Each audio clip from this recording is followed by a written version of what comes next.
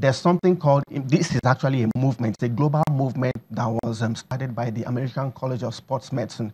They call it exercise is medicine. So it was discovered over years of research that exercise is actually called the magic pill.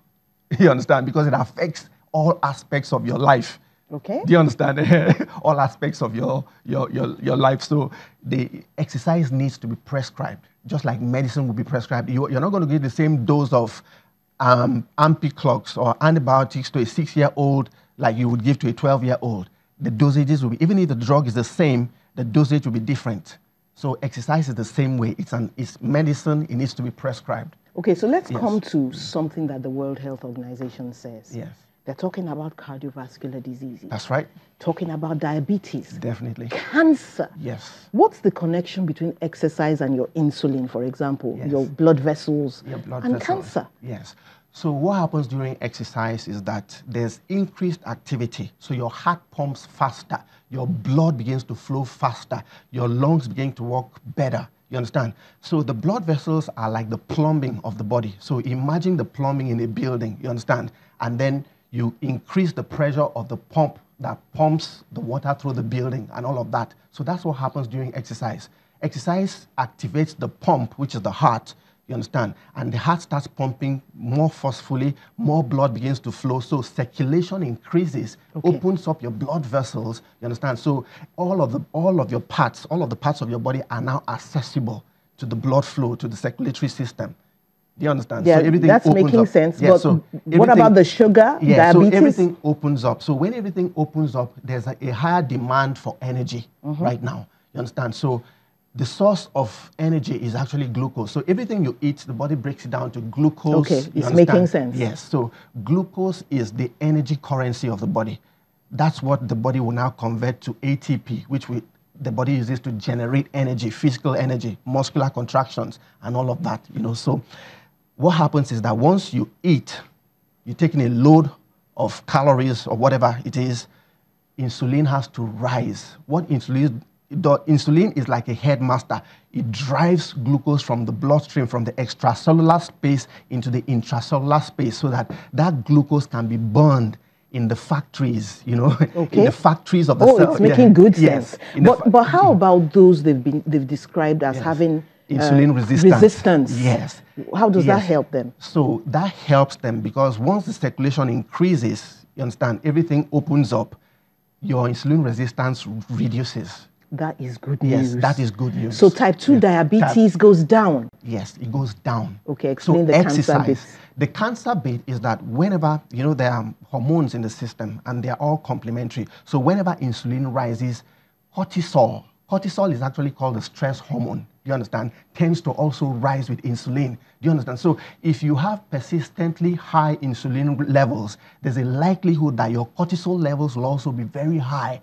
And cortisol, in fact, the translation for cortisol is inflammation. So whenever there's cortisol, the body interprets this as inflammation. And it's inflammation that is the bedrock of cancer.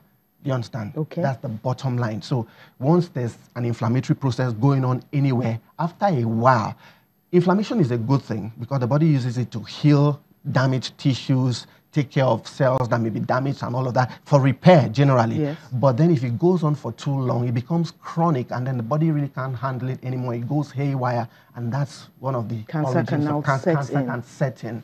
Okay, they've told us, even our parents told us, you shouldn't exercise close to bedtime. Yeah. So is exercise bad for sleep? Exercise is good for sleep when you do the exercise at the right time. Okay. You understand? There's something called the circadian rhythm. There's a natural rhythm that the body actually responds to. So with the rising of the sun, your energy demands, your physical demands begin to increase with the day and also decrease with the day. And so do your caloric needs as well. So do you understand? More activity, more energy. So that's an argument for eating the same time every day? Yes. All right. Yes. So carry on. Yes. So what happens is that if you exercise too close to bedtime, you've activated all of your systems and you've sort of like damaged the circadian rhythm. Okay. You see, when you see it's rising with the sun and setting with the sun. So as your circadian rhythms are going down like this, your levels of activity ought to also be reducing like that. for you to go to bed. Okay, Because so the how many nighttime- hours before bedtime is it good to do your exercise? Because some people do exercise in the evening, in the evenings. some in the morning. Yes, some in the morning. But the best time is to exercise in the morning if you can. But if you can't, do it in the evening, but do it early enough and have maybe 3-4 hours before your bedtime. Yeah, so that your systems can go back to steady state. Do you understand? Yes. So that Okay, so it's not bad for sleep. It's not bad but for does sleep. it improve sleep? It does improve sleep. Yes. That's, It does improve that's sleep. great to know. Yes, yes, because it raises all of your hormones. Like I said, circulation increases, so all of the systems begin to secrete all of the good things that your body needs, all of the hormones that support sleep, melatonin, and all of those things, they rise, so they help you sleep better. Oh, you've energized me. Yeah. Okay. Some women, I'm going to ask you this question, but you'll answer it after the break.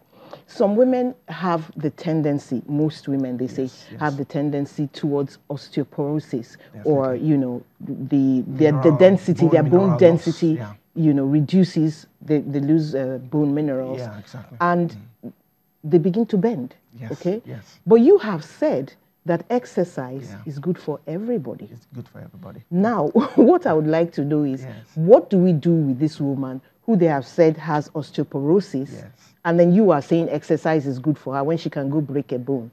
Yeah. But we will not answer that now. We'll go on a short break. Let's go on a short break. Stay with us. We'll be right back after this.